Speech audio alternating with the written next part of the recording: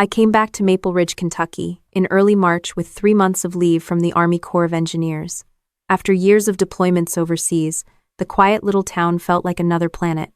My mother's old house still sat on a tree-lined street with a white porch and a cracked driveway. Nothing had changed on the outside. Inside, though, it felt like someone had pressed pause on a family photo and left it there too long. I was back to help Mom. She's in her late 60s, still sharp but moving slower, and lately she'd been having headaches and sleeping a lot. When I called to tell her I was coming home, she sounded relieved but also distracted. She said Heather, my older sister, was helping her manage things. That was fine with me. Heather and I have always been different, but we used to be close enough to get through holidays without a fight.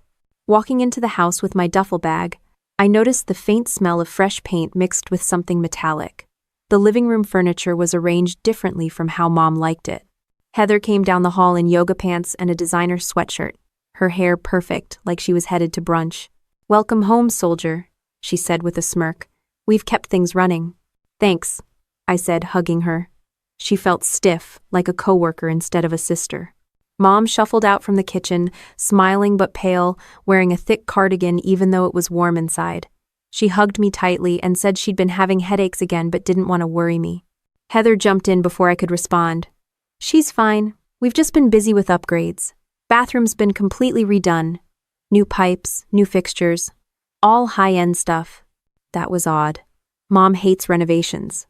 I asked, "Upgrades? Why?" Heather waved her hand. "Resale value. You're always gone, so I handled it. Don't worry." I dropped my bag in my old room. The carpet was vacuumed into perfect lines, but the air felt heavier than I remembered. Military habit.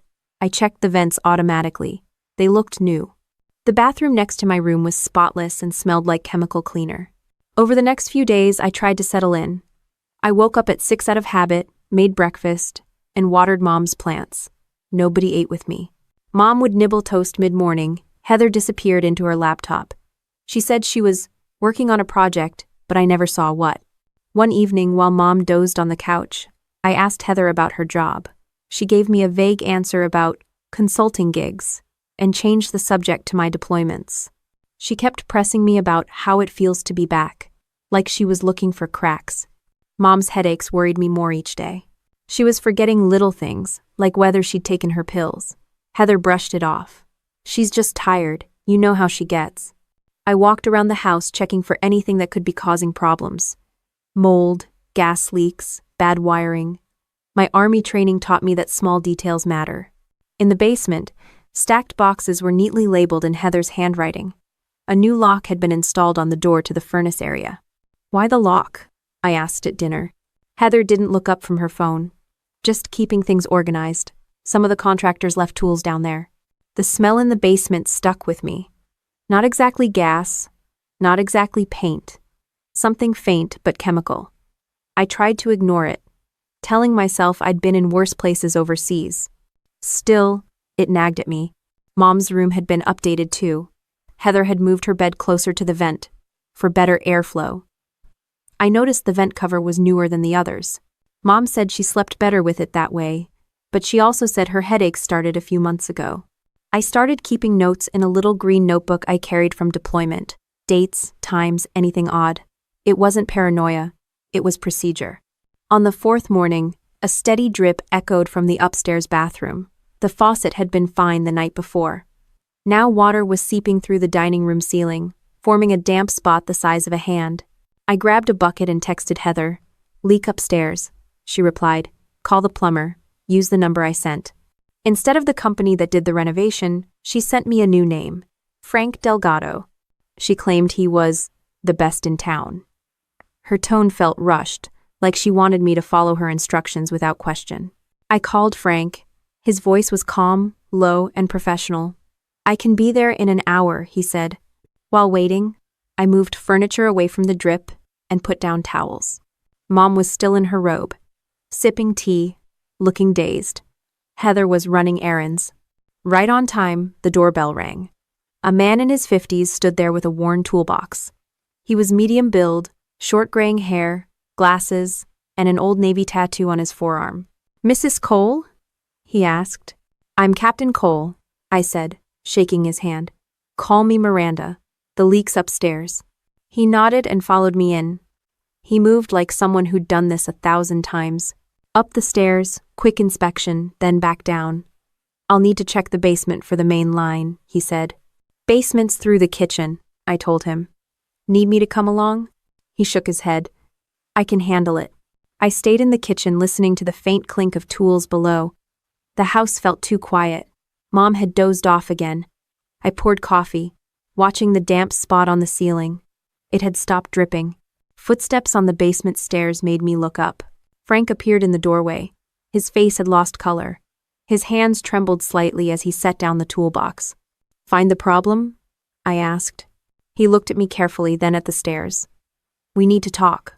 About the leak? It's not exactly a leak, he said. He lowered his voice. You live here with your sister? Yes. And my mother. Why? He leaned closer.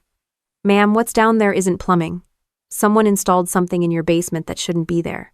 It's tied into your ventilation, directly to the bedrooms. My stomach tightened.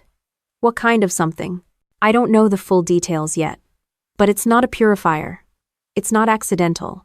And whoever put it there knows this house very well. I stared at him. You're saying someone broke in? He shook his head. I don't think it was a stranger. For a second I couldn't breathe. What are you trying to tell me? He looked toward the kitchen window, making sure no one was listening. Have you been feeling unusual fatigue, headaches, trouble sleeping? Yes, I said slowly. But I'm an older soldier. Comes with the territory. And your sister? Your mother? Mom's been sick. Heather seems fine. Frank nodded grimly. That confirms it. You need to listen to me very carefully. Pack your essentials and get out right now. Don't tell your sister where you're going. I gripped the counter. Why? Because someone in this house is trying to harm you, he said quietly. The words hit me harder than any mortar blast overseas. My pulse hammered in my ears. I looked at the basement door. In my mind, I saw my sister smiling at me at the airport when I came home, hugging me like nothing had changed. I heard my mother coughing at night. I thought of the new vents, the headaches, the smell. Frank's voice cut through my thoughts. You need to move fast. We can talk in my truck. I forced myself to nod, feeling like the floor under my boots was tilting. Without another word, I walked toward my room to grab my bag. I tightened my grip on my bag until my knuckles went white, forcing my body to move before my mind could catch up. My boots felt heavier with each step toward my room. The hallway smelled faintly of bleach and something metallic, and the air coming out of the vent seemed warmer than before. I closed the door behind me and knelt by the duffel. Years of packing in a hurry made my hands move automatically. Wallet, phone, IDs, pistol locked in its case, change of clothes, Mom's medical folder. I didn't stop to think about Heather's smile or Mom's cardigan. I just packed. Frank's footsteps paced quietly in the kitchen. I could hear the faint clatter of tools as he pretended to be busy. My heart was pounding like a drum, but my breathing stayed steady from training. On my second trip to the closet, my eyes landed on the little green notebook where I'd been logging oddities. I shoved it into my pocket. I opened the door and stepped into the hall. Mom's door was cracked open. She was asleep, curled on her side, mouth slightly open. Her face looked pale, even in the dim light. Heather still hadn't come back from her errands. Frank met my eyes from the kitchen. His expression said, "Move." I crossed to Mom's room and gently shook her shoulder. "Mom, wake up. We're going to get some air." She stirred but didn't open her eyes fully. "Honey, what's wrong?" "I just need you to come with me." "Where?" "Doesn't matter right now." I kept my voice light. "I want to show you something outside." Frank was already at the back door, glancing toward the driveway. He whispered, "We've got maybe 15 minutes before someone notices." I wrapped Mom's shawl around her shoulders and guided her into the kitchen.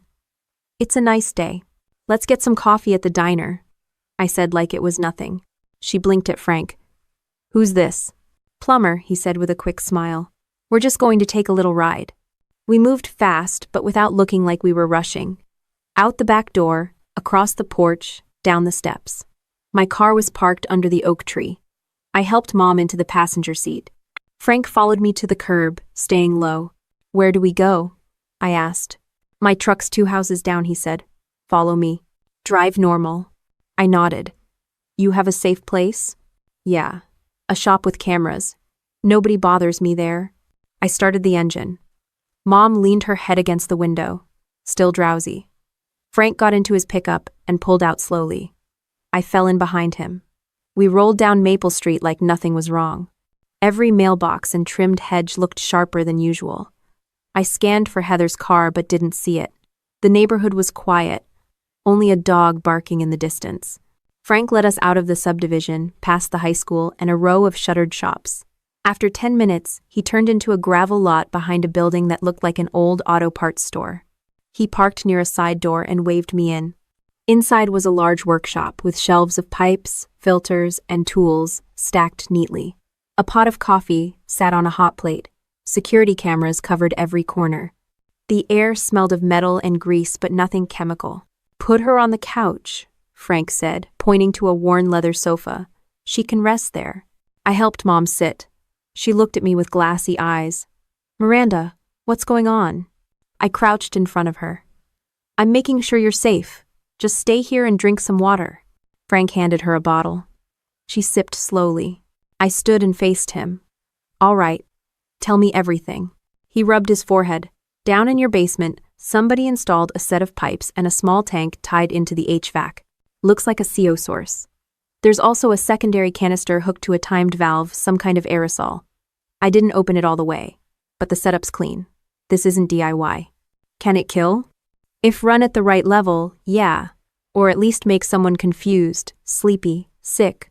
Over time, it could mimic health problems." I felt a chill despite the heater running. "And you're sure it's intentional?" "No one does that by mistake. It's hidden behind a panel and locked. Whoever did it had access and time." My mind went through possibilities like a checklist. Could be a contractor? Maybe. But why pipe it to the bedrooms?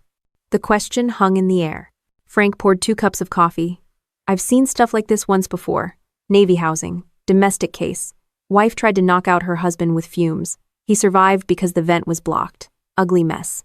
I took the cup but didn't drink. "I need evidence. Photos, samples." "Oh, I've already taken some pictures on my phone," he said. "I can get you copies, but if you go back there, you'll be walking into whatever plan's in motion. I can't just disappear. Heather will notice Mom's gone." "She already will," he said. I stared at my mother dozing on the couch. The thought of Heather sitting at the kitchen table right now, scrolling on her phone, maybe waiting for a call from some supplier, made my stomach twist. Frank leaned closer. "You're Army, right? You know how to handle yourself. But this isn't overseas. This is your family." "I know exactly who it is," I said flatly. He studied me for a second. "You're sure?" "Everything lines up. Renovation. Control over Mom. Moving the bed closer to the vent. Headaches. She's setting something up." Frank exhaled. "Then you've got to get law enforcement involved before you confront her. If you go alone, she could flip it on you." I nodded. "Military CID can handle it if a service member's at risk, but they'll need evidence before they get a warrant." "I'll help you collect it," he said. "But we need a plan." I sat on the edge of the workbench, sipping the coffee now just to feel the heat. "First priority is Mom. We keep her here until I'm sure the house is clean. Second is documenting everything. Third is contacting CID quietly." Frank pulled out a legal pad. "Write down every symptom your mother's had. Dates, times. I'll add my notes on the system downstairs. We'll build a timeline." I took the pen and started writing. Headaches since December. Fatigue. Sleep changes. Heather moving bed closer to vent in January. Renovation complete February. Frank added, "New lock on furnace room. Unknown canister. Co-source. Timed valve." We worked in silence for a few minutes, our pens scratching like insects on paper. Mom stirred and asked weakly, "Miranda, what is this place?" "It's just a workshop," I said gently. "We're taking a little break." She closed her eyes again. Frank looked up. "She's still breathing okay, that's good. Levels weren't maxed yet." I gripped the pen tighter. "Heather's not stupid. She'll notice we're gone and either shut it down or accelerate. Then we stay ahead of her," he said. "When she's out, I can go back, take full video, and pull a sample from the canister." "You don't go back alone." "Not yet." I thought about the Army's endless briefings on situational awareness. This wasn't a battlefield, but the principles were the same. Frank's phone buzzed. He glanced at it and frowned. Unknown number. Didn't answer.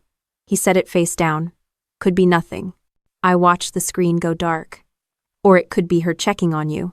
He met my eyes. Yeah. I stood, stretching my shoulders. The shop's concrete floor felt solid under my boots. I knew exactly what I had to do next, even if the thought made my chest tight. I'm going to make a call, I said quietly. Not to her, to someone who knows what to do. Frank nodded once, like a soldier acknowledging an order. Mom shifted on the couch, breathing slow and steady. The air here smelled of metal and oil, not chemicals. Outside, a truck rumbled by on the road, then faded. I stepped toward the back of the shop, phone in hand, heart steady again, my mind already lining up the next move like pieces on a board that I intended to control. I pressed the phone to my ear and spoke in a calm, clipped tone like I'd done 1,000 times in the field. The duty officer at the military police station on base listened while I gave my name, rank, and the basics. Possible tampering with a residence, threat to a service member, and a vulnerable family member involved. He didn't waste time with small talk. He told me to gather evidence, keep my mother safe, and said CID would reach out directly for a formal statement. The call ended as cleanly as it started. Sliding the phone back into my pocket, I turned to Frank. They're aware. They'll contact me soon. He nodded, pulling a small canvas bag from under the workbench. Then we go get what we need now. Photos, samples, everything. I've got gloves, masks, test tubes, and a GoPro. We're in and out fast. I looked at my mother sleeping on the couch. Her breathing had evened out, color returning to her face. I tucked the shawl tighter around her shoulders and left a note on the table. Back soon, stay resting, lock the door. Then I grabbed my duffel and followed Frank out to the lot. We drove separately, me trailing him again through the quiet streets. The town looked the same, but my view of it had changed. Every mailbox felt like a checkpoint. Every parked car a possible lookout. When we pulled up 2 houses down from mine, I cut the engine and let Frank park first. He stepped out with his bag slung across his shoulder, moving like a man who'd been on missions before. I joined him at the side yard where the hedges were overgrown. He whispered, "Front door or basement?" "Basement," I said. "Less chance of being seen." We crossed the yard quickly. The back door to the basement had a new padlock Heather must have installed after the renovation. I knelt and examined it. Cheap lock.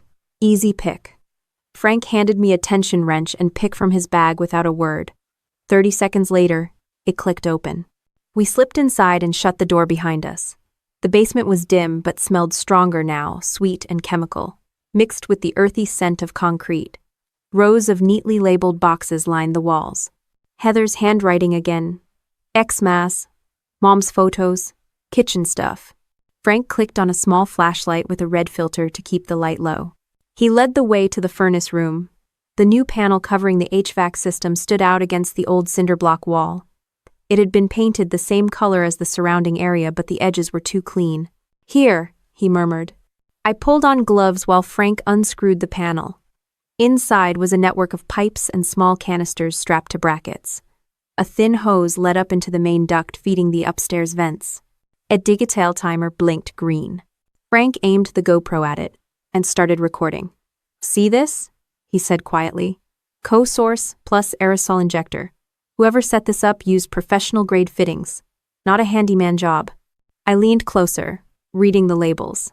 The first canister was clearly a CO cylinder with a regulator. The second had no markings, just a metal shell with a timed valve. I could see residue where a cap had been unscrewed recently. "Smell that?" Frank asked. "Yeah, not gas. Something else. Endofrock. Could be chloral hydrate or a sedative mix. Hard to say without a lab." I snapped photos with my phone from every angle. Date stamps on, flash off. My hands didn't shake. Frank took a swab from the edge of the hose and sealed it in a tube. Sample 1. He moved to the timer, scrolling through the settings. "It's set for small doses at night between 2 a.m. and 5 a.m., he whispered. My jaw clenched. "That's when Mom's been the sickest." He gave me a sharp look. "And you too?" I wake up groggy. Thought it was just jet lag. We kept working in silence, photographing every joint and wire. Frank found a hidden power strip feeding the timer. He unplugged it carefully. The blinking stopped. "That'll stop the doses for now," he said. "But we can't take the system out yet. We need the cops to see it as is." I checked the stairwell. The house was silent above. No car in the driveway. Frank whispered, "Get shots of the lock, too.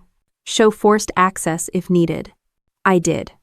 Then I pulled my notebook and added a new entry. March 12. Found co-cylinder and aerosol injector in basement furnace room. Timer set 2 to 5 a.m. Photographed, sample taken. Unplugged power. Frank zipped the sample tubes into a pouch. "We're good here. Let's check the upstairs vents before we go.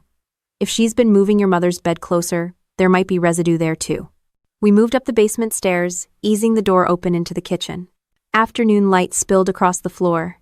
I could hear a faint hum from the fridge, but nothing else. In Mom's room, the vent cover gleamed new against the old wallpaper. I unscrewed it while Frank held the flashlight. Inside, the metal was coated with a faint powder. He swabbed it and sealed the tube. "That's enough for CID to get a warrant," he said. I replaced the cover and wiped the screws clean. "Let's get out."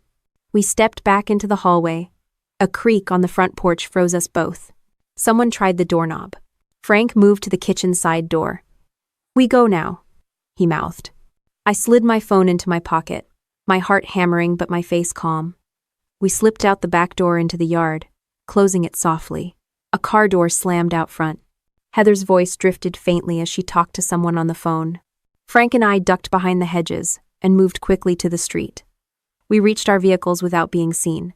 Once inside my car, I exhaled slowly. Frank's truck started ahead of me. We rolled out of the neighborhood like two commuters on an ordinary afternoon. 10 minutes later, we were back at his workshop. I parked around back and helped him unload the bag of evidence. Mom was still on the couch, stirring but looking better. Frank set the sample tubes on the workbench. "We've got enough to hand over. I'll back up the footage and photos to a secure drive." I stood over the bench, staring at the canister residue on the swabs. "This is real," I muttered. "It's not just in my head." He glanced at me. "It's real, and it's dangerous. But now you have proof." I nodded once. My training kept my voice level. "We move fast, no tipping her off. Sid will get the warrant.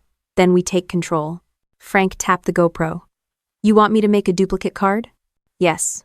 One for me, one for them." He got to work while I poured water for my mother. She blinked at me, confused but alert. "Where were you?" she asked softly. "Checking on something," I said. "Everything's okay." She sipped and leaned back. Frank handed me a small envelope with the duplicate card. "This stays on you. If anything happens to me, you've got it." I slipped it into my pocket. My pulse was steady again. Pieces of a plan were forming the way they always did before an operation. Frank cleaned his hands with a rag. "Next step, you talk to CID when they call back. Give them everything. Let them set the timeline." End of. I looked at the security monitors on his wall, showing live feeds of the workshop exterior. The road outside was empty. The sky had shifted to late afternoon, gray clouds gathering. My mother dozed off again, the water bottle slipping from her hand. I caught it before it fell. Frank said quietly, "She's safe for now." I straightened, scanning the screens again. "For now isn't good enough," I said. My voice came out calm but cold. He met my eyes. "Then let's make it good enough." Alling. The workshop hummed with the low sound of the hot plate and the occasional click of a camera backup finishing. The smell of metal and oil felt solid, like a shield. I stood there with my hand on the envelope, feeling the weight of what we'd uncovered settle into something sharp and clear, already shaping my next move without a word. I tightened my grip on the steering wheel as I pulled out of Frank's lot and headed back toward town, watching the rearview mirror for any car that might linger too long behind me. The world looked normal: pickup trucks at gas stations, kids on bikes, but the normalcy felt like a thin skin over something rotten. My mind ran through protocols: who to notify, where to set up observation, how to protect my mother while locking down evidence. Back at the workshop, Frank stayed busy duplicating files. I couldn't just sit still. I pulled out my phone and opened a secure notes app I'd used on deployments. I started a fresh log: times Heather had been at the house, deliveries she'd signed for, her sudden interest in home improvement projects. I added everything I remembered about her finances: odd calls with loan advisors, the new SUV she somehow leased after quitting her job. The phone vibrated. An unknown number. I answered with my professional tone. "This is Captain Miranda Cole." A man identified himself as Special Agent Hall from Army CID. He'd received my initial report from the MP duty officer. His voice was calm but direct. Do not confront your sister. Keep gathering evidence. We're coordinating with the county sheriff to execute a search. We'll advise when the warrant is signed. Understood? I said. We already have photos, video, and chemical swabs. Good. Send us everything encrypted to this address. He gave me a email. And Captain, stay cautious. When suspects sense exposure, they escalate. I ended the call, saved the address, and immediately forwarded the encrypted files from Frank's system. It felt like sliding a loaded weapon across the table to an ally. Frank emerged from the back with 2 travel mugs of coffee. So? They're moving. But we can't tip Heather off. She can't know we've unplugged the device. He handed me a mug. Then you're going back in tonight? I took a sip. No. I'm staying with my mother. I want to see how Heather acts when she thinks nothing's wrong. That evening, as sunset cast the street in orange light, I drove my mother's car back to the house. My uniform blouse and hairbun were gone.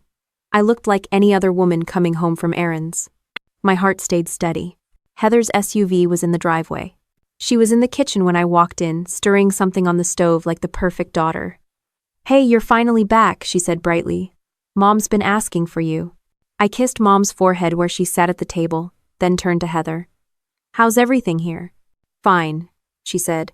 Frank done with the plumbing? Yeah, he says it's all set. Heather's smile twitched at the corner, but held. Good, that's a relief. I sat across from her at the table, keeping my tone casual. You've been busy lately. Everything okay with work? She shrugged. Still sorting things out, you know how it is. Mom perked up slightly. Heather, did you pay the credit card bill? They called again. Heather's spoon clinked sharply against the pot. I said I'd handle it. I made a mental note of the tension. I could help you budget, I offered. Heather glanced at me with a quick flash of something anger, fear, then smiled again. I've got it under control. That. As we ate, I observed her the way I'd learned to watch locals on patrol overseas. Tiny cues. How her eyes flicked to the hallway where the basement door was. How she asked if I was sleeping better since coming home. How she refilled Mom's glass but not mine. After dinner, Heather went to her room to make a call. I waited a full minute, then followed softly to the hallway. Through the thin door I could hear her whispering, No, she doesn't suspect. Yes, Frank fixed it. We just have to wait. I stepped back before she opened the door. When she emerged, she nearly jumped seeing me. Oh hey. Just checking the laundry, I said evenly. Need the machine? Nope, she said too fast and brushed past me. Back in my room, I placed a small digital voice recorder under my dresser aimed at the hallway. It wasn't military issue, just a consumer gadget, but it would catch any late-night basement trips. At 2 a.m., I lay awake listening. Footsteps creaked on the stairs. A door opened. Soft metallic sounds from below. My hand hovered over my phone ready to hit record, but then silence returned. The next morning, Mom looked pale again despite sleeping early. Heather breezed in wearing jogging clothes. Going for a run, she said. As soon as the front door shut, I knelt by the vent in Mom's room. The cover was back on, but faint chemical odor still lingered. Heather must have tried to restart the system, but found it dead. I texted Frank. She's checking. Device still unplugged. Mom weak again. He replied, Keep her hydrated. I'm outside if you need me. I pocketed the phone and turned back to Mom, forcing my voice light. Let's get you up for some fresh air. We sat on the porch. The neighborhood looked harmless, dogs on leashes, mail trucks, but my eyes scanned for Heather's SUV returning. Mom reached for my hand. You're acting like you're back on base, she said softly. I squeezed her hand, just making sure we're safe. Her eyes searched mine. Is something wrong with Heather? The question pierced me. She had sensed it too. We'll be okay, I said, which was true enough. Heather's SUV reappeared down the street. I stood, instincts tightening. She jogged up the driveway all smiles. Look at you two enjoying the morning, she said, voice too bright. I smiled back, just as bright. We're thinking of redecorating the basement. Might clear it out this weekend. A flicker of alarm crossed her face before she masked it. Oh, that's a lot of work. Maybe we should wait. Maybe, I said, watching her reaction. Inside, she busied herself making smoothies. I slipped into the hallway and checked my recorder. It had caught clear audio of her whispering the night before. Another file for CID. Frank texted again. Sheriff has warrant. 24 hours max. I typed back. Copy. Holding position. All day I played my role as the unsuspecting sister. Heather hovered around Mom with exaggerated kindness. She offered to make tea, to bring lunch to Mom's room, to handle her medications.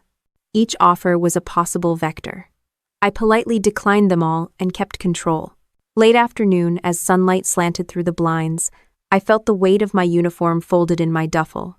Years of service had taught me to act under pressure, but this was my own house, my own blood. I opened the back door where Frank stood, pretending to adjust his toolbox in his truck. We spoke in low voices. Recorder worked, I said. She's nervous. She's making calls. Good. More evidence, he said. Stay cool tonight. They'll move soon. I closed the door and turned to find Heather watching me from the hallway. Talking to Frank again? She asked lightly. He forgot a part yesterday, I said. I told him to come by tomorrow. She nodded slowly, then smiled. Good. We don't need any more leaks. Her words held double meaning, and we both knew it. I guided Mom to the living room and turned on the news loud enough to mask whispers. Heather retreated to her room. My phone buzzed once more. A short update from CID confirming the time window. I put the phone down, heart steady, eyes scanning the house I had grown up in. Every corner, every sound was a data point now. Heather thought she knew the terrain, but so did I. The clock ticked toward evening as I moved through the rooms, checking locks, noting Heather's movements, filing each detail away. My mother dozed on the couch, unaware of the quiet chess match unfolding under her roof. In the kitchen, Heather chopped vegetables with precise strokes, her eyes flicking to me, then back to the cutting board. I rinsed my coffee mug slowly, matching her rhythm. 2 women in a suburban kitchen, but only one of us knew the full stakes of the game being played. I slipped my phone into my pocket and leaned against the kitchen counter, letting Heather's chatter about dinner fade into background noise. My eyes were on the clock, but my mind was on the digital recorder in my room, the swabs in Frank's workshop, and the encrypted files sitting on CID's servers. The puzzle pieces were in place. Now I needed the picture to come into focus. When Heather went upstairs to take a shower, I quietly guided Mom to the porch again. Frank's truck was parked at the curb like a neighbor visiting. I waved him over. She's getting bolder, I said under my breath. Last night she was in the basement at 2 a.m. The recorder caught her whispering to someone on the phone. Frank kept his face neutral. You've got audio? Yes. Clear enough to recognize her voice. I'll forward it tonight. He shifted his toolbox to one hand. We can dig deeper on her finances. I've got a friend at a credit union who can legally pull public liens and judgments. Nothing shady, just what's already on record. I nodded. Do it. Frank returned to his truck. I stayed with Mom, pointing out birds on the feeder to keep her distracted. Heather's silhouette passed by her upstairs window. An hour later, when she left to run errands, I acted. Mom, let's take a quick drive, I said. Fresh air will help. She agreed, and we drove to Frank's workshop where she could nap on the recliner. While she slept, Frank opened his laptop and spun it toward me. Pulled what I could, he said. Heather took out 2 personal loans last year, $30,000 each at high interest. She's behind on both. She also maxed out 3 credit cards. Her new SUV is a lease she's already missed payments on. I stared at the screen. Motives everywhere. That's not all, he added, scrolling. She set up an LLC called Evergreen Home Solutions. Claimed to be a contractor. Collected deposits from at least 4 homeowners for remodeling projects. Never finished them, now they're suing her. She's drowning in debt and lawsuits. I let out a slow breath. She saw Mom's assets as the lifeline. Frank clicked open another tab. And look at this, 2 months ago she ordered industrial tubing and canisters from an HVAC supply company in Cincinnati. Same brand as the system we found. My training kicked in. Chain of custody, I said. We can tie the shipments to her credit card. He nodded. Already downloaded invoices. Time-stamped, with her name and address. And crossed. I leaned back, processing. Heather hadn't just stumbled into a bad idea. She'd planned a full operation to bleed our mother slowly and inherit everything under a veil of natural illness. Frank poured coffee for us both. What's your next move? Keep her calm while the warrant gets signed, I said. If she panics, she might try something desperate. I forwarded the audio recording from the night before to the CID email. Then I wrote a short, factual note. Suspect observed at residence at 0200 accessing basement. Audio attached. Frank set down his mug. We can also check her car. If she's been hauling chemicals, residue might be in the trunk. She keeps it locked, I said. He smiled slightly. Locks are suggestions. We left Mom sleeping and walked outside to Heather's SUV parked at the curb. Frank knelt by the rear fender, attaching a small magnetic tracker. Just in case she bolts, he murmured. Then he pulled a thin glove over his hand and tried the back hatch. Unlocked. Inside was a tarp, 2 heavy-duty gloves, and a small cooler. Frank snapped photos and closed it gently. Could be nothing. Could be everything. I straightened up. We'll let Sid swab it. Back inside, Mom stirred and asked for tea. I made it while Frank emailed the new photos. Heather's pattern was becoming clear. Financial collapse, chemical purchases, nighttime trips to the basement, whispers about timing. I crouched next to Mom's recliner. Do you feel safe here for a while? She touched my cheek. I feel safe with you. I swallowed hard. Good. Frank handed me a flash drive. Everything we've got so far. Keep it on you. I slipped it into my pocket next to the envelope with the GoPro card. 2 layers of insurance. That evening I drove Mom back to the house. Heather was already home, smiling too wide. Where have you two been all day? She asked lightly. Doctor's appointment, I said smoothly. Routine checkup for Mom. Heather's smile faltered but returned. Good idea. We settled in for dinner. I watched her closely. She served Mom's plate first, then mine. I discreetly swapped the plates when she turned away. Heather didn't notice. During the meal, she launched into small talk about redecorating the living room, about maybe selling the house someday. Mom nodded vaguely, too tired to follow. I kept my voice casual. Selling the house? Interesting idea. Just thinking out loud, Heather said. It's too much for Mom to handle. I took a slow sip of water, hiding the ice in my tone. We'll cross that bridge later. After dinner, I excused myself to the bathroom but went straight to Heather's room. Her purse was on the dresser. Inside, I found a prepaid phone, the kind that leaves no contract trail. I snapped a quick photo and put it back exactly. In the hallway, I heard Heather talking to someone on her main phone. She's acting weird. We might have to switch plans. I stepped into the guest room and wrote another secure note. Heather discussing switch plans on phone at 2000. Back in the living room, I sat beside Mom, holding her hand as she drifted off. Heather passed behind us, carrying a laundry basket to the basement. I watched her go. My heart beat slow and steady. Frank's text popped up. Tracker active. SUV moved last night at 3 a.m. for 20 minutes. Returned. I typed back. Copy. Upstairs, water ran in Heather's bathroom but stopped quickly. She moved around her room, then silence. I opened my laptop on the coffee table, pulling up the invoices from Evergreen Home Solutions. Photos of empty job sites, angry homeowners on a message board calling her a thief. Heather had built a whole false business as cover. Mom stirred. You're working late, she murmured.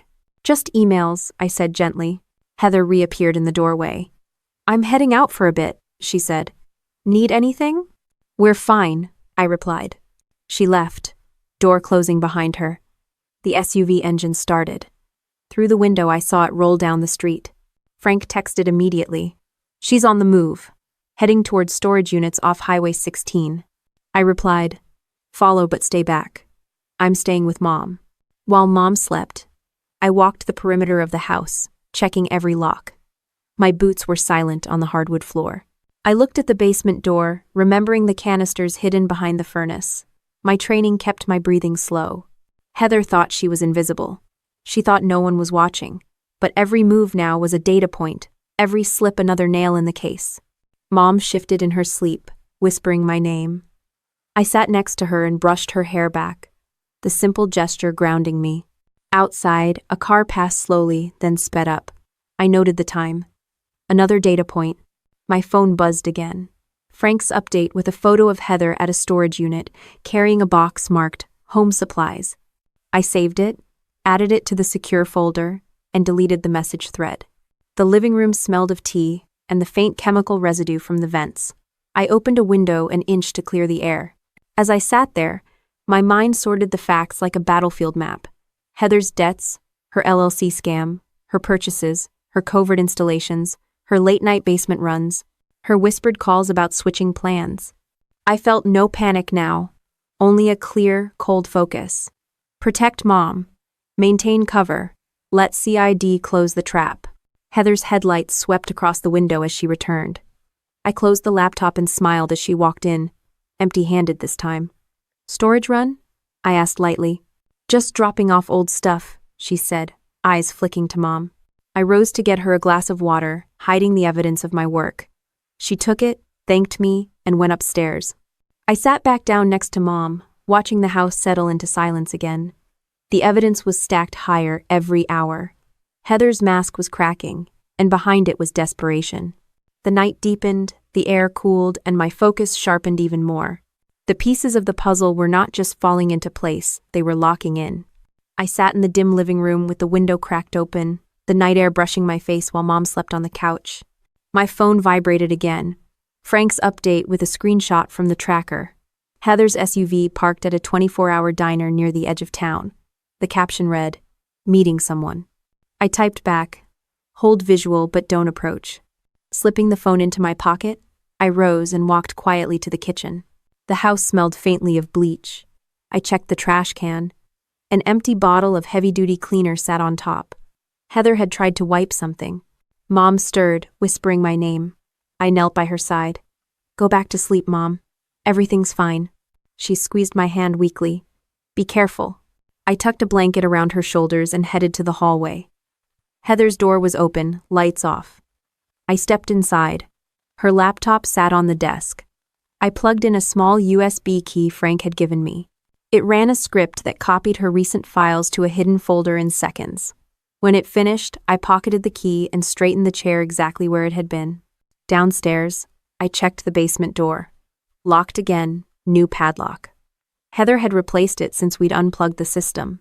The lock was shinier than the old one. She was trying to regain control.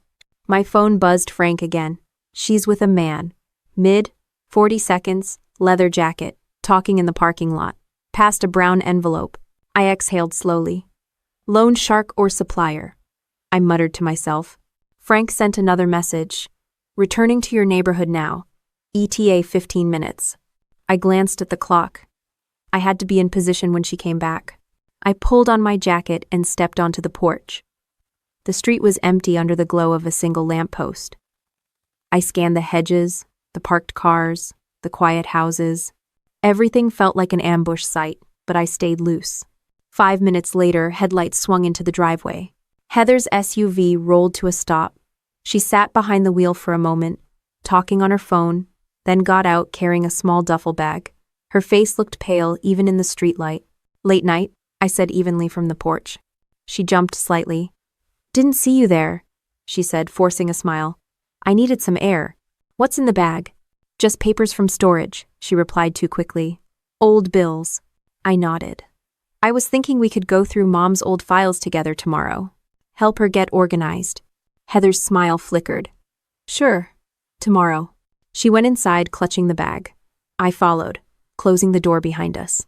In the kitchen, she set the bag on the counter and began making tea. Her hands trembled slightly. "You're still up," she said lightly. "I like to keep an eye on things," I said. "Old army habit." She laughed without humor. "You always were the watchdog." I opened the fridge and poured water, keeping my voice casual. "Mom's been better lately. Maybe the house needs some fresh air." Heather stirred her tea. "She's old, Miranda. People get sick. It's natural."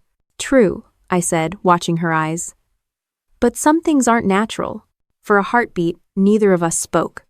Then Heather took her mug and went upstairs. When I heard her door close, I opened the duffel bag. Inside were folders, 2 prepaid phones, and a small plastic case with syringes. My stomach tightened, but my face stayed blank. I snapped photos of everything with my phone, zipped the bag, and put it back exactly. At dawn, Frank texted, "Got the files off her laptop. Invoices, emails, shipment confirmations, smoking gun. I replied, "Good. Sheriff?" He wrote back, "Warrant signed. Execution window today." I stood at the kitchen sink watching sunlight creep across the counter. Mom stirred on the couch, looking weak but smiling when she saw me. Heather came downstairs wearing yoga pants and a hoodie, acting like a normal sister making breakfast. She poured juice for Mom and slid a glass toward me. "You look tired," she said sweetly. "Couldn't sleep," I replied. "Too much on my mind." Heather sat across from me. "You know, Miranda, you've always thought you're the strong one, the hero, but sometimes you need to relax and let someone else take care of things." I sipped my water. And sometimes taking care of things means making hard choices. Our eyes locked for a moment. Then she smiled again, bright and false. "I'm going to the store. Need anything?" I shook my head. After she left, Frank came through the back door with 2 deputies in plain clothes. They carried concealed holsters and clipboards. "We're staging at the corner," Frank said. "As soon as she comes back with the car, they'll move in." I guided Mom to her bedroom and told her gently to stay put. She was too weak to ask many questions. From the kitchen window, I watched the street. The deputies took up positions down the block, looking like joggers checking their phones. Frank sat at the table with me, laying out the timeline. "She's already nervous," he said quietly. "Might try something sooner?" "Let her," I said. "We're ready." An hour later, Heather's SUV pulled into the driveway. She sat in the driver's seat for a long time looking at the house. Then she stepped out holding a grocery bag. Frank squeezed my arm. "Here we go." Heather walked in with a big smile. "Got your favorite muffins, Mom?" she called out. I took the bag from her and set it on the counter. "That's nice of you." She looked at me, eyes narrowing. "Where's Mom?" "Resting." Heather reached for the bag, but I blocked her hand. "I'll serve these," I said evenly. Something flickered across her face. Anger, calculation. She stepped back. "Fine." Frank's phone buzzed. He glanced at it and gave a subtle nod. The deputies were in position. I opened the grocery bag. Inside were muffins on top, but beneath them a small bottle of clear liquid wrapped in paper towels. I tilted it just enough for Frank to see. Heather's smile froze. "You're acting weird, Miranda." "Am I?" I asked, sliding the bag toward the sink. "What's this?" "Flavoring," she said quickly. Frank moved to the doorway. "Miss Cole, we need to ask you a few questions," he said calmly. Heather blinked. "Who are you?" "County Sheriff's Office," he said, showing a badge. "We have a warrant." Her eyes darted to the back door, then to the stairs where Mom was resting. "You can't just—" "Yes, we can," Frank said firmly. "Step away from the counter." She backed up slowly, hands trembling. "This is a mistake." I stayed where I was, my tone level. "Then you'll have nothing to worry about." Heather glanced at me, then at the bag with the bottle. For a second, I thought she might lunge for it. Instead, she forced a laugh. "This is insane." Frank gestured toward the living room. "Please sit down." Heather obeyed, sinking into the chair. The deputies entered from the front door quietly, one of them holding a document folder. I exhaled slowly, steady as a rock. My mother slept upstairs, unaware that the walls of her house were closing on the danger inside. Heather stared at me across the table, her face pale and hard. The air felt heavy, but my focus stayed sharp. The game she'd been playing in secret was no longer hers to control. Heather sat at the table with her hands folded like a model citizen. The 2 plainclothes deputies posted at the edges of the living room, pretending to look at their phones. Frank stood in the kitchen doorway, arms crossed, every inch of him a wall. I leaned on the counter, my eyes on Heather, speaking in the same calm, level voice I'd used with insurgents in Afghanistan. "You're free to answer their questions," I said. "Nobody's accusing you yet." She gave a sharp laugh. "Oh, come on, Miranda, this is ridiculous. You bring strangers into Mom's house and treat me like a criminal?" I shrugged slightly. "If everything's fine, the warrant clears you." Her eyes flicked to the back door. She was calculating distances. I recognized the look. One deputy stepped forward. "Miss Cole, we're here to collect certain items described in the warrant. Please stay seated while we do that." Heather forced a smile. "Of course. I've got nothing to hide." The other deputy headed for the basement door with a small camera bag. Frank handed him gloves. Heather's gaze tracked them. "What's in the basement?" she asked, voice high. "Just routine inspection," the deputy said. Heather's face tightened. "There's nothing down there but junk." "Then it won't take long," Frank said. I crossed the room and sat opposite her. "You've been under a lot of stress lately," I said quietly. "Loans, lawsuits, the business trouble. You could have asked for help." Her lips pressed together. "You don't know what you're talking about." "I know enough. I saw the invoices, the tubing, the canisters." Heather's eyes went wide. "You went through my stuff?" "I protected Mom," I said simply. "That's my job." For a moment, pure fury flashed across her face. Then she slumped back in the chair and covered her eyes with her hands, breathing hard. "You've always wanted to ruin me," she muttered. "No," I said. "I wanted to save you from yourself." Footsteps on the basement stairs. The deputy emerged holding 2 canisters in evidence bags, found attached to the HVAC system exactly as described. Heather dropped her hands and stared at the bags. "That's not mine," she said weakly. "Those must have been there from the contractors." "End of text." Frank raised an eyebrow. "With your credit card receipts taped to them?" She shot him a look that could cut glass. "You're a plumber, not a cop. Stay out of this." I spoke evenly.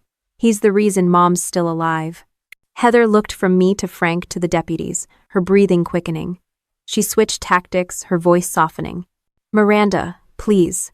You're making a huge mistake. You're tired from deployment. You're paranoid. You're imagining things." I didn't blink.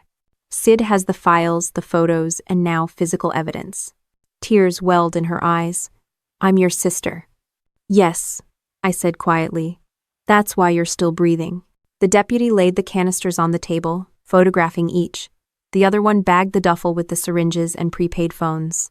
Heather reached across the table suddenly, grabbing my wrist with surprising strength. "Miranda, stop this," she hissed. "You're destroying our family." I pried her fingers off calmly.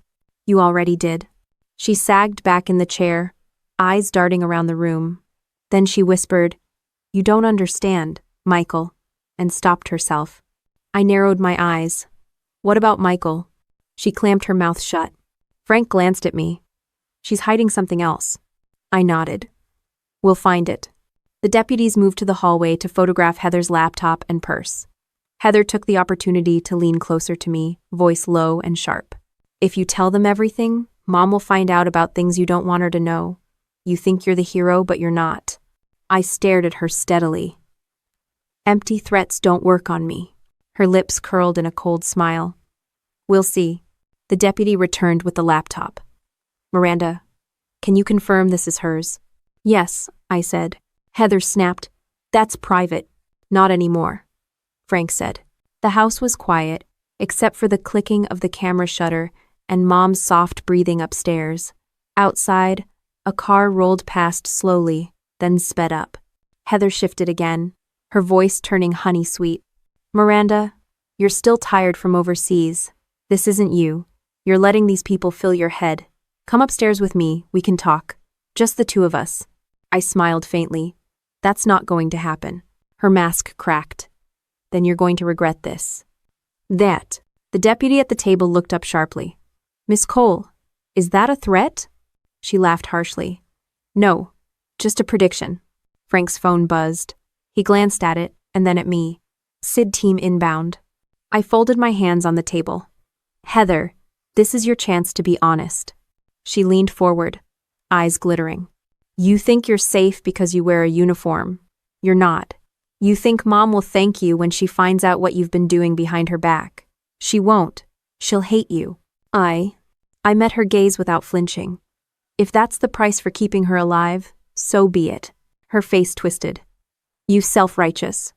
She stopped herself, breathing hard. Upstairs, a floorboard creaked. Mom was awake.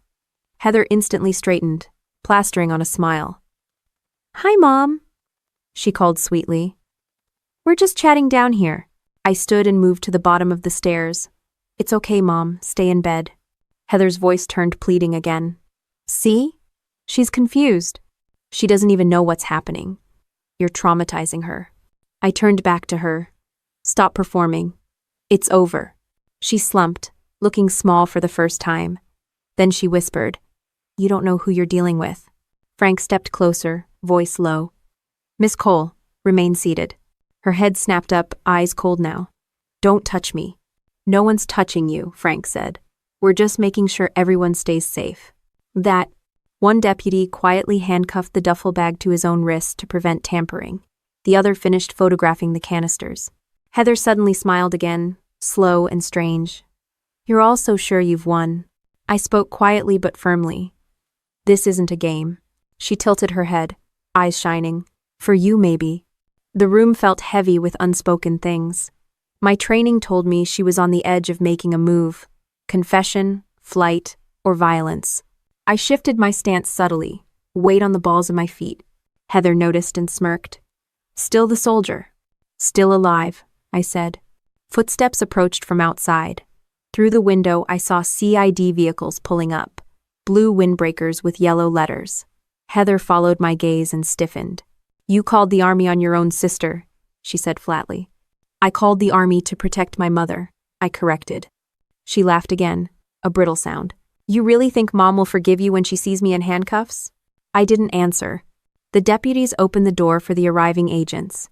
Heather sat very still, eyes flicking between me and the hallway. She looked like someone deciding which wall to run into. I kept my tone even. Stay seated. The agents entered briskly, greeting the deputies and showing paperwork. Heather watched them like a cornered animal. One agent asked me quietly, Captain Cole, are there any weapons in the house? None I haven't secured, I replied. He nodded. We'll take it from here. I stepped back, my eyes never leaving Heather. She sat perfectly still, her smile frozen, but her hands gripped the chair so hard her knuckles whitened. Mom called faintly from upstairs. I turned my head just enough to say, It's okay, Mom. The agents moved efficiently, their presence filling the house with controlled authority. Heather's eyes darted to the kitchen counter where the grocery bag still Saturday. She exhaled slowly and lowered her gaze. I stood there, steady, every sense alert, knowing the real danger often comes in the moment just before control is established. The smell of tea and bleach hung in the air. The ticking of the wall clock seemed louder than it was. Heather's breathing matched it, quick and shallow. Without a word, I shifted my stance again, ready for whatever she chose next. The agents moved through the house with practiced quiet, cataloging every room while Heather sat rigid in her chair. Her eyes stayed on me like a hawk's, but she didn't speak. The deputies had stepped aside to let the CID team take the lead. Frank stayed at the kitchen counter, phone in his hand, watching everything with the stillness of someone who'd done this before. I walked toward the stairs. Mom, stay in your room for now, I called up gently. It's just a home inspection. Tit. Her voice floated back down, confused but trusting. All right, honey. I returned to the kitchen. The lead agent, a tall man with clipped hair, showed me his tablet. We're setting up covert surveillance, he murmured. We'll give her enough rope. You stay with your mother. When she moves, we'll have it all on video. I nodded once. We can use Frank's hidden cameras. He already placed one behind the furnace panel last week. Frank tapped his screen. Live feet up, he said quietly. Motion alerts enabled. The agent smiled faintly. Good thinking. Heather's gaze darted between us. This is insane, she said louder now. You're all out of your minds. There's nothing to see here. The agent ignored her, issuing quick instructions to his team. One agent slipped a pinhole camera into the hallway vent. Another placed an audio recorder under the kitchen counter. Everything happened so smoothly it felt like choreography. I poured water and set the glass in front of Heather. Drink. You look pale. She glared but sipped. You can't just invade someone's house like this. Yes, they can, I said evenly. It's called probable cause. Her knuckles whitened around the glass. You think you're clever? I think I'm thorough. The agents finished setting the devices and filed out, leaving two plainclothes officers across the street in an unmarked SUV. Frank closed his laptop. We're live now. Anything she does, we see. I sat at the table across from Heather, keeping my tone casual. What's for dinner tonight? She gave me a thin smile. Why? Afraid to eat my cooking? Just making conversation. Hours ticked by with the slow tension of a standoff. Heather moved around the kitchen, opening cabinets, texting on her phone. I stayed with Mom, helping her sip water, brushing her hair back when she felt dizzy. Every so often, Frank would glance at his phone and nod, confirming the cameras were still streaming. As dusk settled over the street, Heather's demeanor changed. She became unusually affectionate, bringing tea for Mom, offering to do laundry, humming as she moved. She even tried to engage me in small talk about my army unit. "Do you ever think about quitting?" she asked softly while folding a towel. I raised an eyebrow. "Quitting what?" "The army. The constant vigilance. You could start a new life. Be free of all that." "I like my life," I said simply, "and vigilance keeps people alive." And for me. She looked at me for a long moment, then smiled again and went downstairs. Frank's phone buzzed immediately. "She's in the basement," he murmured. "Camera shows her messing with the canisters." I slipped into the hallway, heart steady. "Is the timer reconnected?" "Yes. She's adjusting something. Record everything." Through the floorboards, I heard faint metallic clinks. Mom was dozing again. I moved to the basement door but didn't open it. We needed her to incriminate herself fully. Frank whispered, "She's opening the second canister. Tilting it. Looks like she's checking the valve." The lead agent's voice came softly through my earpiece from the unmarked SUV outside. "Captain Cole, maintain position. We're capturing live evidence." I took a slow breath and stayed still. Minutes passed. Heather came back up the stairs carrying a folded blanket. She smiled sweetly. "Mom might be cold," she said, draping it over the back of the couch. "Thanks," I said evenly. She glanced at me. "You're awfully quiet." "Just thinking." Heather poured herself wine and sat at the table, scrolling her phone. Her eyes flicked to me, then to the basement door. Frank texted me discreetly. "Valve set to full release tonight, 0200. I typed back under the table. "Copy." We went through the motions of a normal evening. TV murmuring in the background, Heather pretending to read, me helping Mom with soup. But under the surface, everything had shifted. Later, when Heather retreated to her room, Frank showed me the live feed from the furnace camera. It clearly captured her hands adjusting the regulator and resetting the timer. The date and timestamps glowed at the bottom of the frame. "That's the nail in the coffin," Frank said quietly. "She can't explain this away." I looked at the screen, my expression unreadable. "Good." We sat in silence for a moment, listening to the faint creaks of the house. Then I stood and closed Mom's bedroom door gently so she could sleep undisturbed. Downstairs, Heather emerged from her room again, this time carrying a small black bag. She opened the back door and stepped outside. Frank signaled from the window. "She's heading to her car." I slipped out the front door and moved along the side of the house, staying in the shadows like I'd been trained. Across the street, the unmarked SUV's headlights blinked once ready. Heather opened her SUV trunk, glancing over her shoulder. She placed the black bag inside and pulled out a phone, speaking in a low voice. Frank whispered over the line, "Camera mic picking up. Valve ready, tonight's the night." I exhaled quietly. That was the last piece. Heather closed the trunk and turned to go back inside. I stepped from the shadows deliberately, making sure she saw me. "Late night errands again?" I asked evenly. She froze, then forced a smile. "Just checking something in the car." "Looks like you're packing," I said. Her eyes flicked to the street.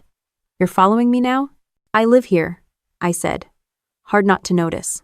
For a moment she looked like she might bolt. But instead she walked past me back to the house. Inside, I locked the door behind her. She raised an eyebrow. "Paranoid much?" "Just cautious." She set her phone on the counter and poured more wine, her hands trembling. "You always think you're the smartest person in the room." "No," I said. "Just the most prepared." Frank slipped in from the porch, nodding subtly. "Everything's recorded." Heather shot him a glare. "You again." "Me again," he said evenly. I guided Mom upstairs, whispering reassurance while she half-dozed. Downstairs, Heather sat at the table, sipping her wine, eyes fixed on the basement door. Frank checked his phone and showed me the feed one more time. Clear video of Heather resetting the deadly system. Clear audio of her whispering the plan. I looked at him and nodded once. The house felt strangely calm, like the still moment before a storm hits full force. Heather's wine glass trembled in her hand. The cameras hummed quietly. Mom breathed softly upstairs. I stood at the kitchen counter, steady as a rock, every sense alive. The trap she'd built was now her own, and the evidence had been gathered with the precision of a field operation. Heather looked up at me suddenly, her voice low and bitter. "You think you've won, don't you?" I met her gaze without blinking. I think Mom's going to be safe. Her lips pressed together. She turned back to her wine, shoulders tight. Frank slipped the phone into his pocket and leaned against the doorframe, a silent sentinel. The ticking clock in the kitchen was the only sound. Heather sipped, stared at the basement door again, and I watched her without a word, my focus clear, my breathing steady, the weight of the moment settling over the room like a closing net. Frank's phone vibrated again at the counter, the screen flashing a location alert from the tracker. He glanced at it, then handed it to me without a word. Heather's SUV had just left the driveway and was heading toward the industrial park outside town. The timestamp glowed on the screen. I slipped my jacket on and gave Frank a crisp nod. "Stay with Mom," I murmured. "I'll follow at a distance," he said. Unmarked SUVs already tailing her. I took my own car and merged onto the dark highway, headlights cutting through the empty road. The CID agent's voice came over my earpiece. "Captain Cole, she's stopping at Unit 14, Blue Ridge Storage. We have a perimeter. Do not approach until we signal." "Copy," I said calmly. The industrial park was a grid of corrugated metal buildings and chain-link fences. Sodium lights buzzed overhead, casting long orange shadows. I parked 2 lots over and moved on foot, blending into the dim edges like I'd done on countless patrols. From behind a stack of pallets I saw Heather's SUV. The hatch was open. She was pulling out boxes and stacking them by the roll-up door of a storage unit. A man in a leather jacket, same one Frank had spotted, stood beside her, talking low and urgent. I touched my earpiece. "Visual confirmed," I whispered. The agent replied, "Hold. We're moving in." Heather handed the man a small envelope. He counted bills under the light. She glanced around nervously, eyes sweeping the shadows. I crouched lower behind the pallets, heart steady. Every instinct told me to act, but I waited for the signal. Through the earpiece. "Go." "No." In one fluid motion, 2 unmarked vehicles rolled up, headlights flaring, agents poured out, weapons low but ready. "Federal agents," one barked. "Hands where we can see them." The man in the leather jacket dropped the envelope and raised his hands. Heather spun, eyes wide, caught mid-sentence. "What is this?" she cried. I stepped from behind the pallets and approached slowly, my badge clipped to my belt. "It's over, Heather." She stared at me, shock turning to fury. "You? You did this?" "You did this," I said evenly. "We just watched." 2 agents cuffed the man and led him to a vehicle. Heather backed toward the storage unit, hands half raised. "I haven't done anything," she shouted. The lead agent held up a printout of the warrant. "We have probable cause for storage unit 14. Step aside." Heather clutched the doorframe. "This is illegal." "Step aside," the agent repeated. I stood a few feet away, my voice low but clear. "Don't make it worse, Heather." Her eyes darted between me and the agents. "Miranda, you don't understand." "I understand perfectly. You've been poisoning our mother." She flinched like I'd struck her. "No, I was just trying to—" She cut herself off. "Trying to what?" I asked. She looked around wildly, then said, "I just wanted to slow her down, get her to sign the papers." The agents froze. "Repeat that?" one said. Heather's shoulders slumped. "I didn't mean to hurt anyone," she said, voice breaking. "I just needed time. The debts were crushing me. I thought if she felt weak, she'd let me handle her accounts." I kept my voice steady. "You installed lethal gas and sedatives. That's not time. That's attempted murder." Tears streamed down her face. "It wasn't supposed to kill her, just make her sleep. I thought I could control it." "Like you controlled your fake business?" I asked. She shook her head frantically. "You always looked down on me. You had the army, the medals. I had nothing. I just wanted a chance." The lead agent gestured to 2 others. "Take her." They moved in, cuffing her hands behind her back. She didn't resist but kept her eyes on me, pleading. "Miranda, please, we're sisters." I met her gaze without blinking. "And Mom is our mother." As they led her toward the unmarked SUV, she twisted to shout, "You'll regret this." The door closed on her words. The agent turned to me. "We'll finish clearing the unit. Do you want to see what's inside?" "Yes," I said quietly. They rolled up the door. Inside were shelves of chemicals, HVAC parts, invoices, and a small journal with Heather's handwriting. Photographs of our mother's bedroom vents. diagrams of the basement, timelines scribbled in pencil. Frank arrived, breath visible in the cold night air. He looked past me into the unit. "Looks like she was setting up a whole operation," he muttered. One agent bagged the journal. "This is plenty for the DA." I stepped inside, scanning the rows. Everything matched the evidence we'd already gathered, but even more explicit. On one page of the journal, Heather had written, "Night doses. Increase gradually. Paperwork signed by April." Frank exhaled slowly. She left a confession in her own handwriting. I nodded. "It's over." The lead agent closed the unit and sealed it with an evidence tag. "Captain Cole, thank you for your cooperation. We'll handle transport and booking. You should return to your mother." I looked at the SUV where Heather sat in the back seat, head bowed. The woman who'd braided my hair before my first school dance now looked like any other suspect. My training kept my face neutral, but inside there was a hollow ache. Frank touched my arm gently. "Let's go." We walked back to my car in silence. The sodium lights buzzed overhead, and somewhere a dog barked.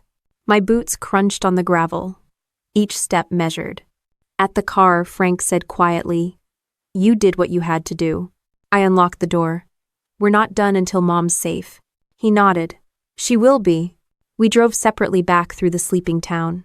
Storefronts dark, street lights casting cones of light on empty sidewalks.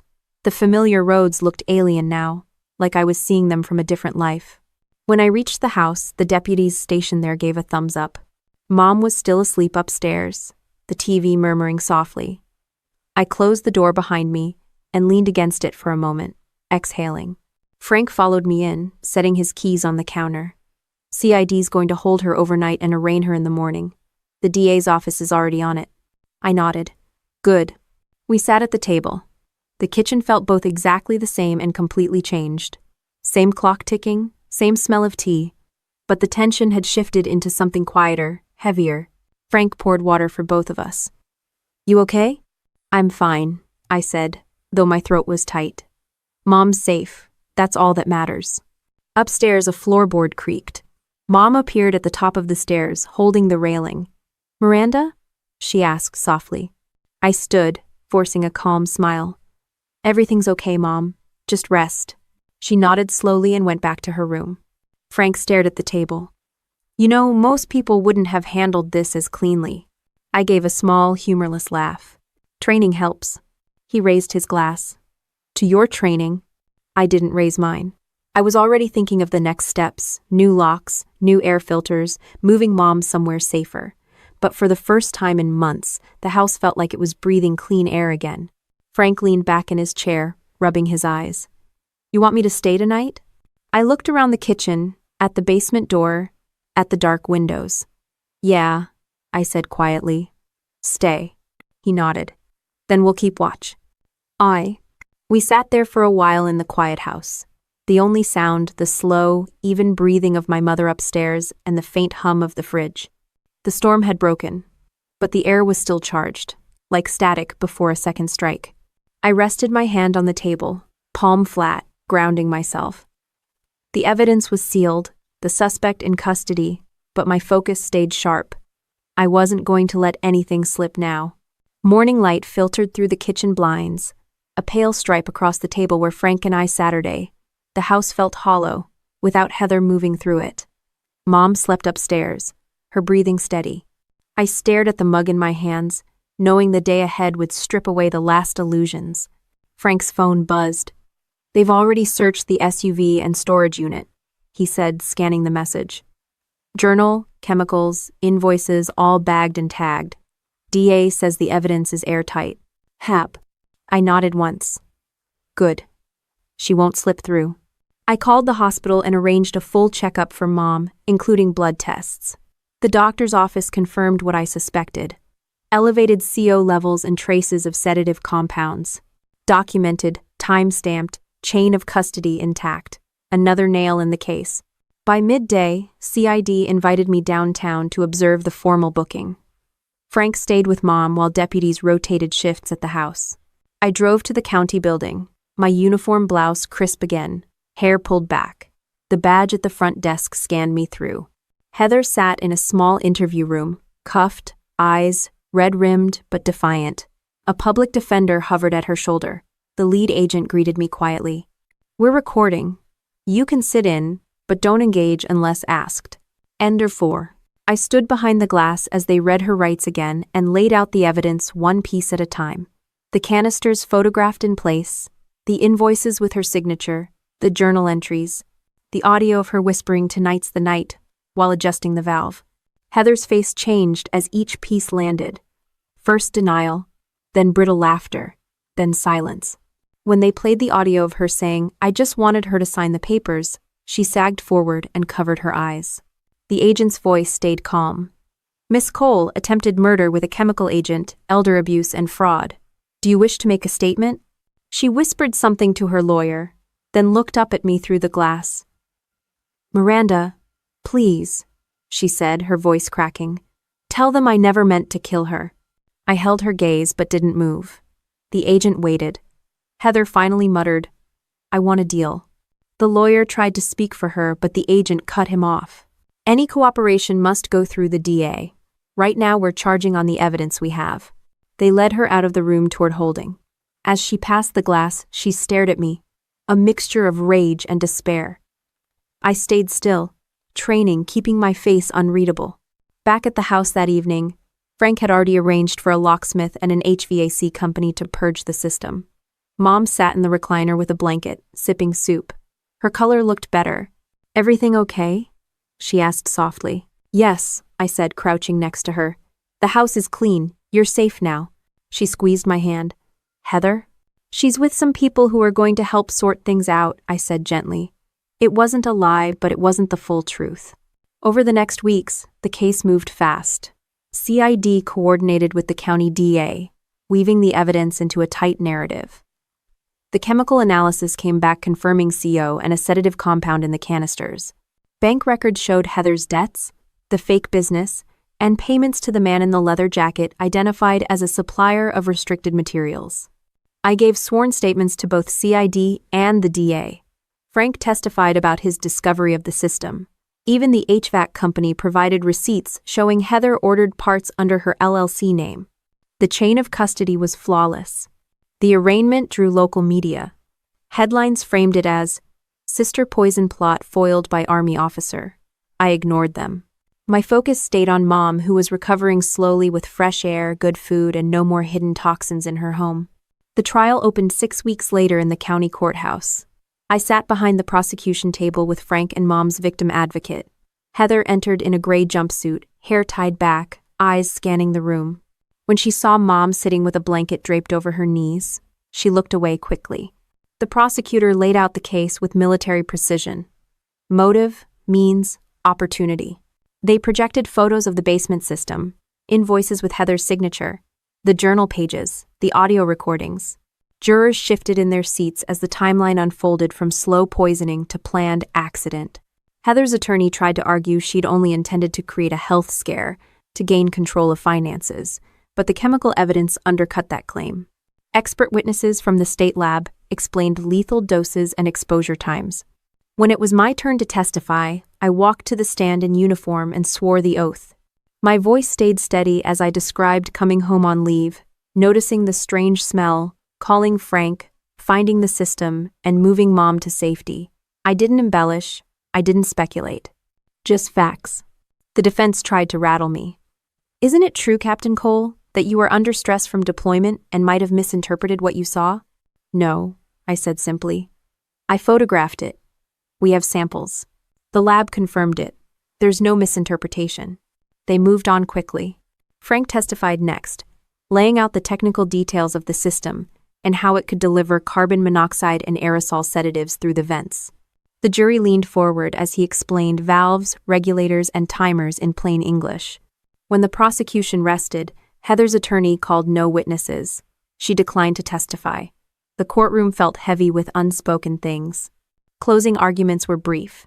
The prosecutor reminded jurors of the chain of evidence and Heather's own words. The defense pleaded for leniency, painting her as desperate, not murderous. The jury deliberated only 3 hours before returning with guilty verdicts on all major counts: attempted murder with a chemical agent, elder abuse, fraud, and conspiracy. At sentencing 2 weeks later, The judge spoke directly to Heather. You betrayed the trust of your family in a calculated, dangerous manner. This court sentences you to 25 years in state prison. Heather stood expressionless, hands clasped in front of her. She didn't look at me or Mom as deputies led her away. Outside the courthouse, cameras flashed. Reporters shouted questions. I shielded Mom with my arm and guided her to Frank's truck. We drove away without answering a word.